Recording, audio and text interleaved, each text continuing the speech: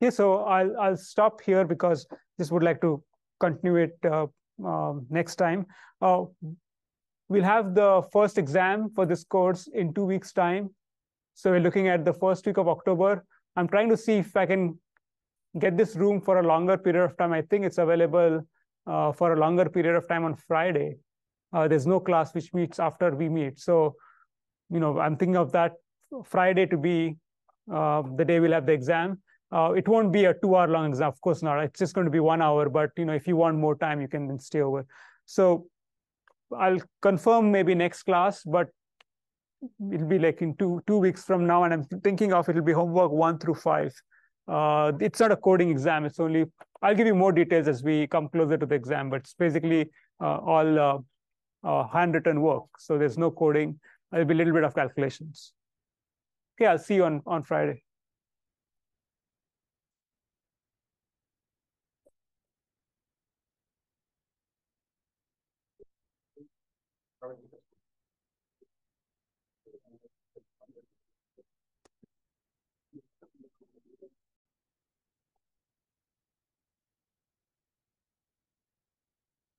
U is a function of time. Okay.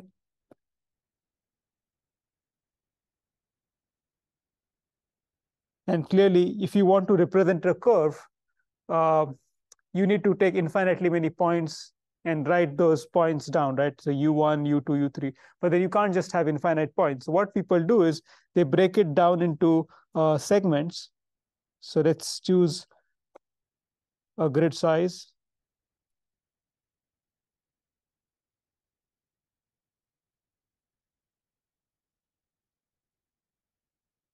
And then each of these segments, will choose a value. So this would be U0, U of 1.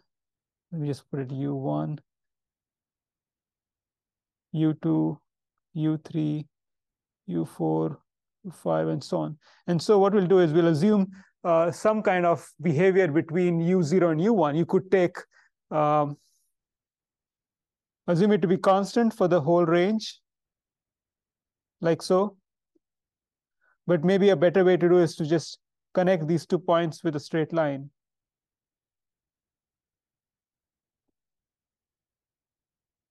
So you can see that when you join these points with a straight line, you're approximating the actual red curve. And the more the number of points you have, the better is your approximation of the red curve. And so that's something to remember. The more the points you take for U, the better you're able to represent any curve.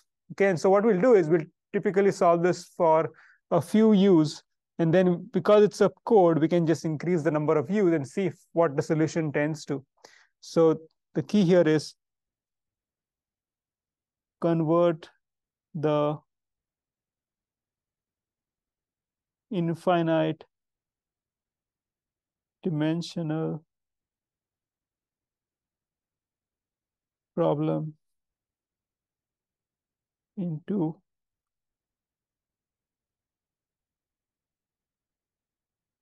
finite dimension using discretization. So this thing of breaking it down is discretization. Okay, and it's always to your advantage to use a uniform grid.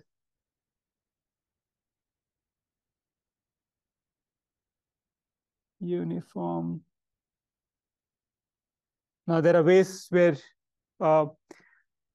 adaptive grid is good. So if you expect that the curve is changing a whole lot in some particular time interval, then you can have more points and less points in some other times. But you're just not second guessing because you don't know that how you will look ahead of time. So it's better to just stick with a uniform grid like the one I've shown here.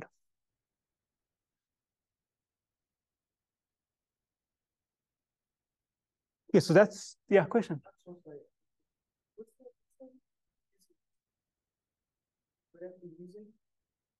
Using discretization.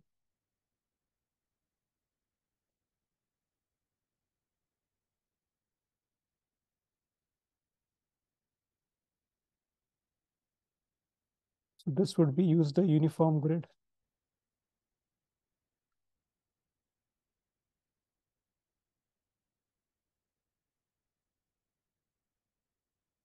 So the typical, so if there are n points,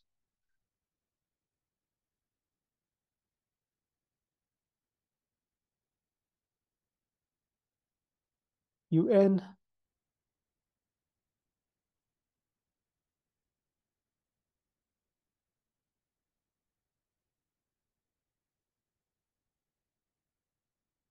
solve for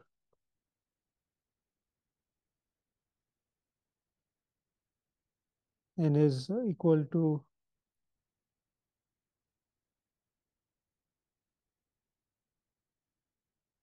and if you want the true solution,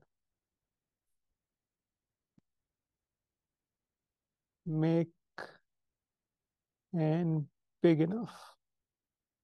Yeah, ideally n should be infinity because the finer the grid, the better is the answer. So because we have limited by computations, you can't make it infinite. You can make it a big value. So question. What's the last word? Discretization. Okay. I hope it was clear. Discretization is splitting into uniform grid. Okay, now we're going to look at two methods to do this. And they have their own advantages and disadvantages. First one is called collocation.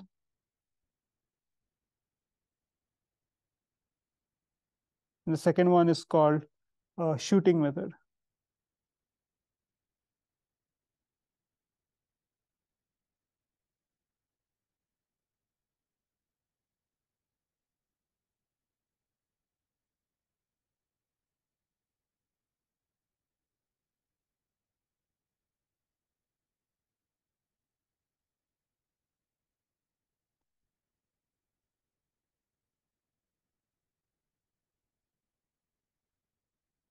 Let's look at the collocation method.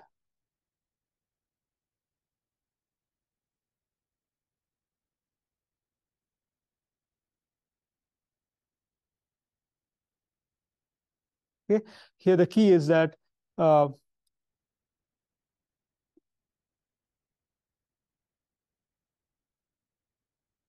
we satisfy the dynamics at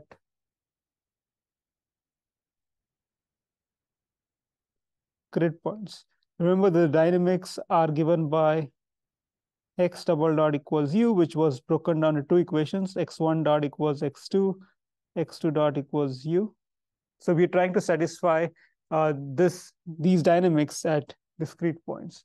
So this is how we proceed.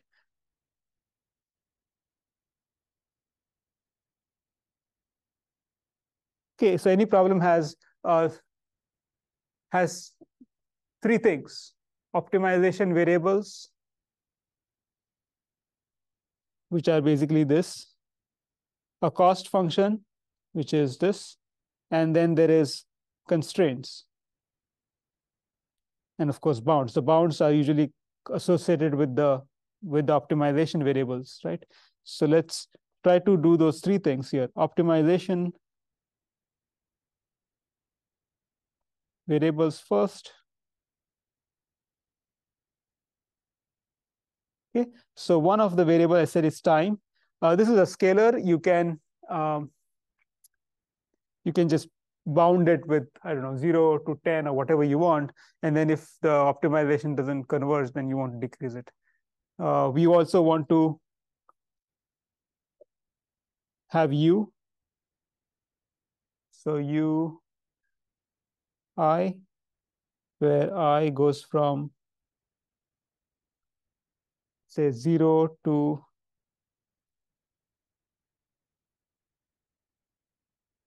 n minus 1. Now, the nature of collocation forces us to satisfy the dynamics at grid points. So what we'll do is we'll also have x1, which is the position, as a discrete variable. So I from n minus 1, and then velocity is from 0 to n minus 1. That is, instead of specifying not just u control, we also specify x at those grid points. Okay, so let's count the number of optimization variables. This is 1. Because there are n minus, so it starts from 0, goes to n minus 1. There are n variables here, n variables here, n over here. So total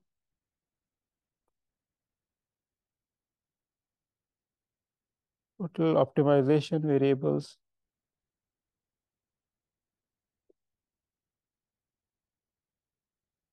are 3n plus 1.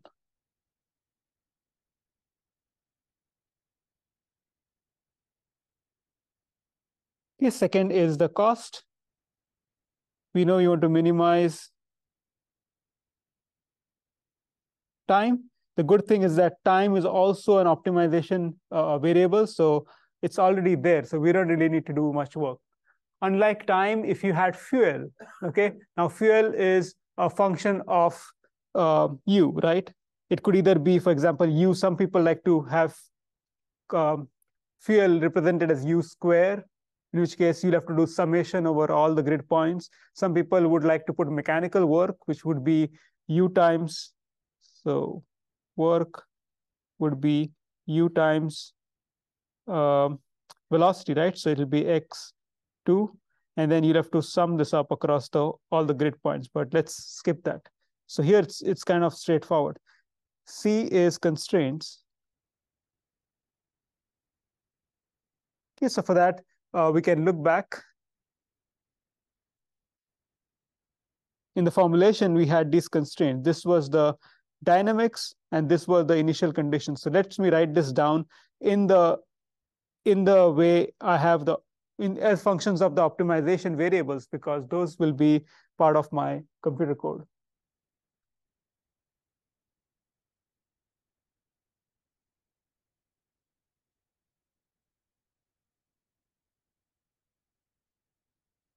So I think I don't have space here. Let me write a new page.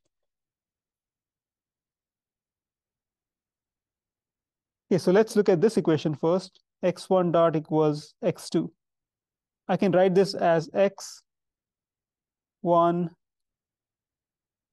t plus delta t minus x1 of t divided by delta t equals x2. This is what comes from calculus, right? x1 dot is the velocity. You can approximate x1 dot by using this expansion. This method of expanding the equations is known as Euler's method.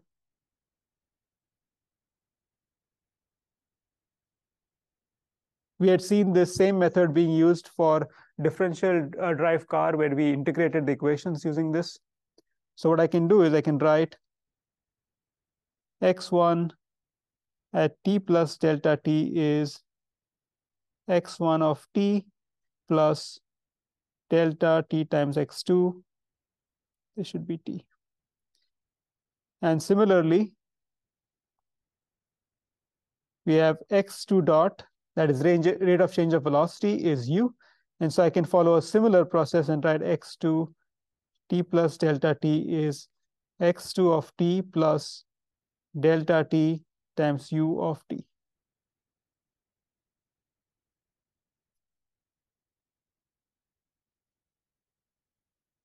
So what I need to do is I need to write this equation in terms of the optimization variables. Remember, the optimization variables were xi, x1, I, where I goes from 0 to n minus 1. So all I need to do is I need to run it with indices. So we'll have x1 I plus 1 equals x1 at I plus delta t x2 of I. Here I will go from 0 all the way to n minus 1.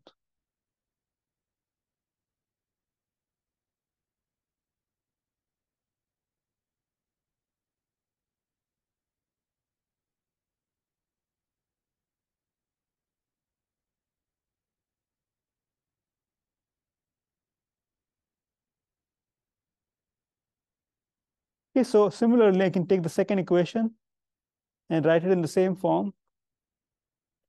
X2 I plus 1 is X2 I plus delta T U of I, where I goes from 0 to n minus 1.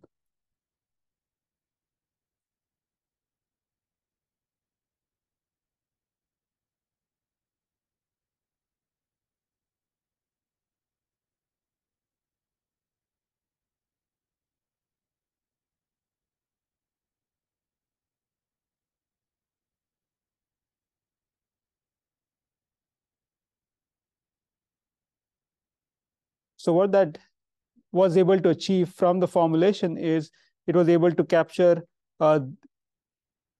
these equations. The constraints in terms of dynamics are all taken care of. Now let's move on to these equations. You need to start and end with a certain initial velocity and position. So we can set that up easily by noting that x1, that is the position at 0, should be 0. The velocity, which is x2, at 0 should be 0. The position at n should be equal to,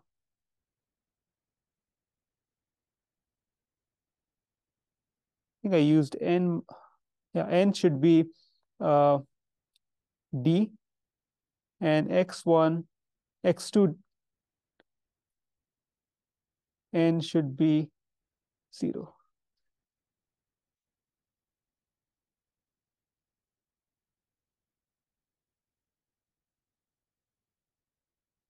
I think I might have done a error here. We want to go all the way to, I think we need to go all the way to n, right? So that you have u0 all the way to un. So this will be n plus 1 points, n plus 1, n plus 1. And the total variables will be 1 over here, n plus 1, 1 plus 3 times n plus 1. So 3n plus 4. So that now this is fine because we go all the way to n minus 1. So x1 of n would be x1 of n minus 1 plus delta 2x2. Okay, looks good.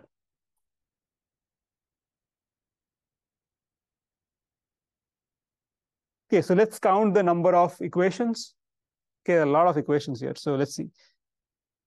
Since we're circling from 0 to n minus 1, this would be n equations, right? This would also be n equations. Here we have 4 equations.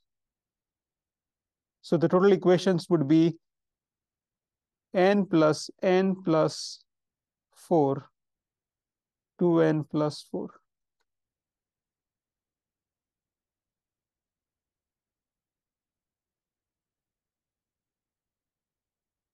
Now we are also missing one here. In the formulation, if you go back, you'll see that there was bounds, right? So the bounds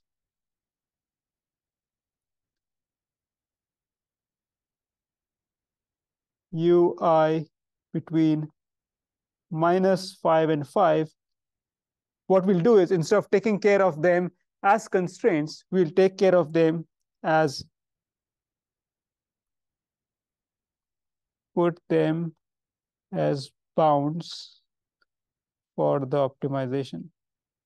What I mean by that is when you specify u, x1, x2, you need to say what is the minimum value for x1, what's the maximum value for x1, x2, u, and we'll just put them there. So they will not appear in the constraint equations, but they will appear in the bounds.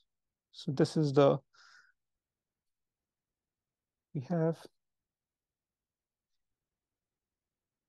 Okay, so here's what you will see about most optimization problems.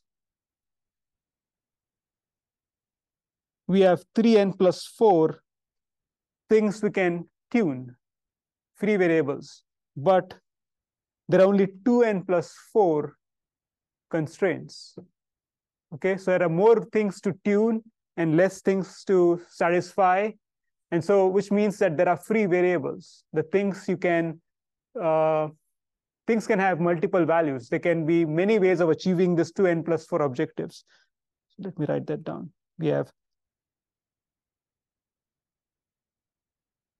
3n plus 4 optimization variables, but only 2n 4 constraints. Thus, there are 3n plus 4 minus 2n plus 4, which is equal to n free optimization variables. Okay. Hence, you'll see that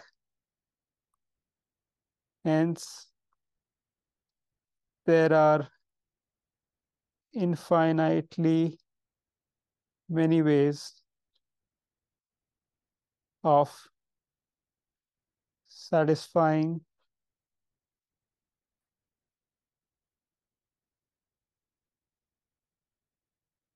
the constraints.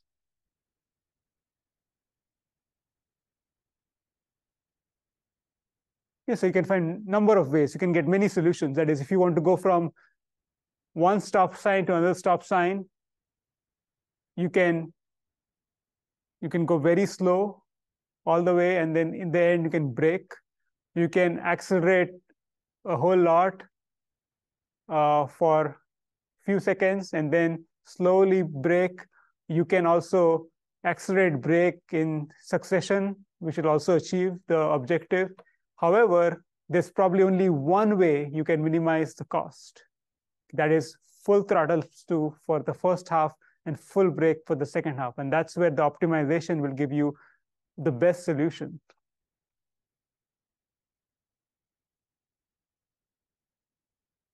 There is only one solution that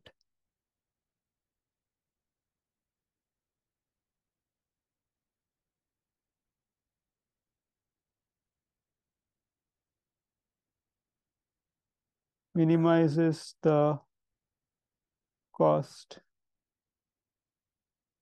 The cost is equal to time here. Okay, and that's what we'll find. That's what we'll compute.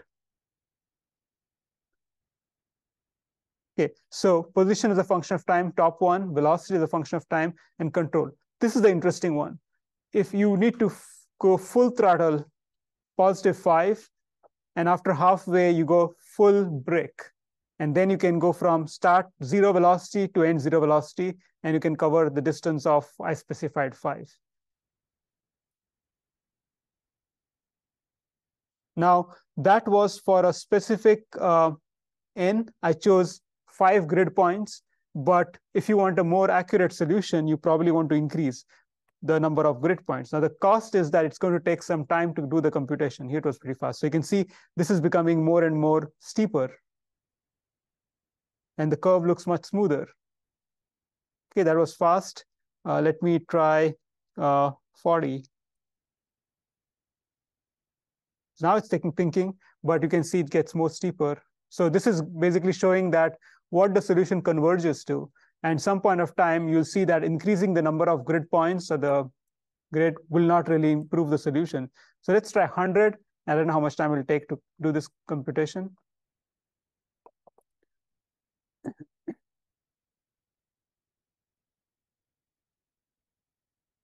So we're talking about 3n plus 4. So 300 variables it needs to tweak in order to compute this solution. And that can take some time. Do you have a crash built in? So if it takes too long, it just stops? I have not really done that, but yeah, you can do that. But here it is. So you should do that probably. So here's the solution. It looks more and more better, right? Like what you would expect. Now, if you are into the world of computing, and if you are doing, I don't know if you know this, but there are like UICS cores, computer cores, where you can submit jobs, and those jobs take days, weeks, sometimes even months to solve. And clearly, if you don't program it correctly and you get all junk results, then you wasted a whole day, a whole week, or a whole month. And so this whole thing is kind of the whole thing about writing code, which will give you meaningful thing, is one challenge. But how do you test it? How do you make it ready for getting those answers? Is a big challenge in the world of high performance computing. So if you do this or even finite element analysis, those are things you need to worry about. It takes some time to get those computations. The code is, I believe, straightforward. It runs for about 140 lines. A lot of it is setting up variables of interest. So for example, let's go to the main call, right? This is the call to the minimize. So what I need here is the cost, the initial guess, the method, constraints, and some options. So each of these are specified in different places. So the cost, for example, is specified way up. X0 is the time. Okay, so the first variable is the time. Then I need to specify the initial guess.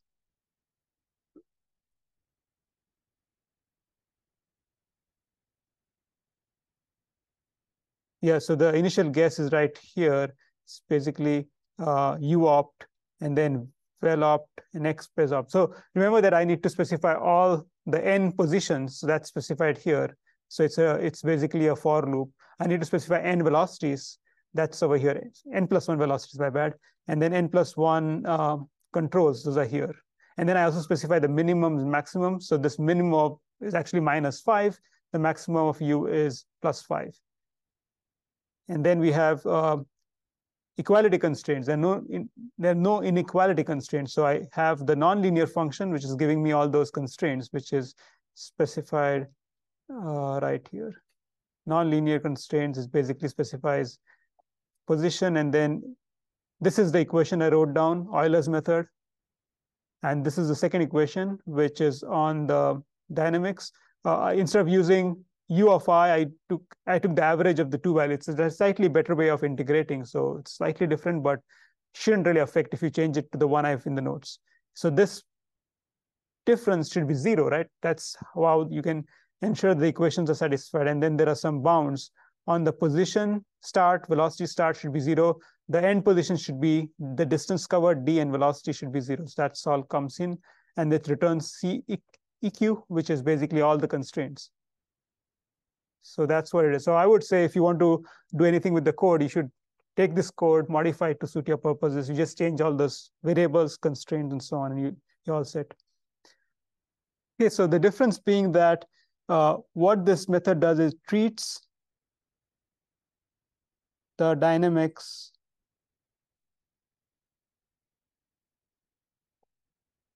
as a black box. So what I mean by that is, in this case, the problem when I solved with collocation, I said that acceleration is u, right? And then I took those equations, used Euler's method, and gave you those constraints. Now, that is doable only if you know the dynamics. What if you're using a simulator, like, for example, Coppelia Sim, where you do not see the dynamics? It's embedded in the code. So you don't have access to those equations. So you cannot use those equations and linearize them, not linearize, but discretize them the way I've shown you. So in this case, when you don't have the dynamics as a black box, the black box would be a simulator. You can use this method. So what this method does is the following. So let's think of I have a simulator,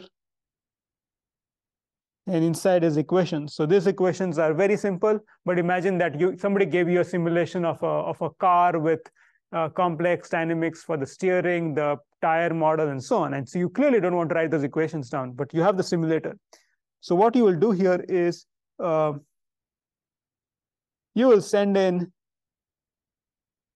the initial conditions, which you can do, right? You can set the car in any position you want. you supply the simulator with any controls you want, u of 0, u of 1, so on, till u of n. And what will come out of the simulator is just the histories, time histories for position, time histories for velocities. And then using those position and velocities, you can do things like solve the optimization problem. So that's the idea. This is the black box.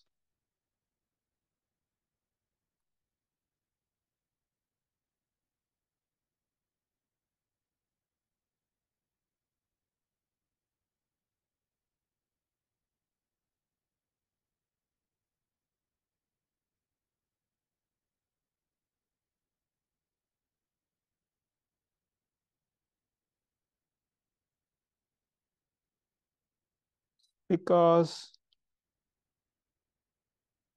we are part of the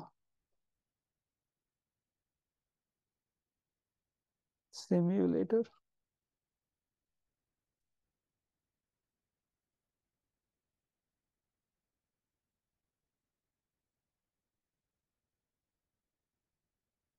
Okay, so this is how you proceed in this case. One, optimization variables for this problem are only going to be your controls. So that would be t, u0, u1, so on till un. So there'll be 1, and then n plus 1. So n plus 2 optimization variables. The cost here is simply t.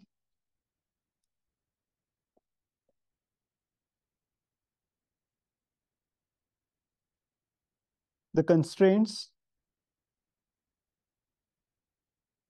are, well, there'll be x1, 0 is 0, x2, 0 is 0,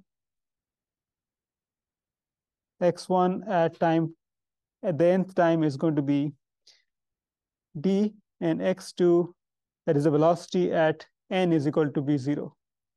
Now the thing is, you really don't need this. These are pre-specified, because when you start the simulator, you specify what the initial condition is, and so you really don't need them. So all you need is, there are just two constraints.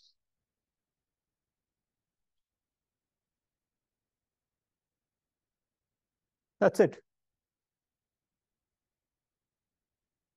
Okay, so it turns out this looks kind of simple in terms of equations, but you see that the coding is a little bit more complicated here, because the simulator in this case in Python is not available. So I had to write my own simulator. The simulator is essentially integrate the equations using ODE int. Looks like I have the time to finish this, which Python can understand. So let me run this first. Okay, so this is for n equals 5, just 5 grid points. And it looks like it's just taking a while. Okay, there it is. So here you stay at plus 5 and then goes breaking, right? Similarly, velocity and the curve x doesn't quite look smooth there. You can increase that smoothness by increasing the grid points. So this is, if you look at the code, essentially what you want to do is look at this particular part where the optimization is done, and then work your way backwards, see what the cost is related to the nodes, see what x0 is. It will be up there. It's the initial condition. See the constraints. Okay, this is the same methods, SLSQP, as the previous one, just that you cast it as using a simulator. The simulator there'll be a function called simulator here, which basically is like your Coppelia sim now, but I had to write it down myself. It basically inputs x, which is the optimization variables, z0, the initial conditions, so 0 position, 0 velocity, and the number of grid points, and then it does calculations. This is just simple integration. The other one, the way I did this was, instead of using the SLSQP, I used trust constraint optimization, which is another method. It just requires you to specify the constraints bounds in a different way. So that's the other way of doing it. And you should run this and you'll see that it produces the same solutions as the other one.